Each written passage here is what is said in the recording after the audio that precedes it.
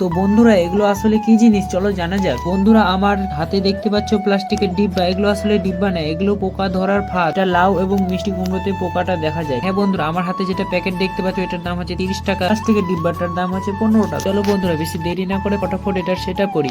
চলো বন্ধুরা আমি ফটাফট করে এই প্লাস্টিক কেটে নেওয়া যাক। এই ভিডিওটাতে লাইক করে নতুন চ্যানেল সাবস্ক্রাইব করে নেবা, যাতে ভিডিও আপলোড করার সাথে সাথে তোমার কাছে সবার প্রথম ভিডিওটা পৌঁছে যায়। বন্ধুরা ফাইনালি এটা কমপ্লিট হয়ে গেছে, এখন শুধু সাইডে সাইডে বেঁধে দিতে হবে। তো চলো বন্ধুরা বেশি দেরি না করে বেঁধে দেই ফটাফট।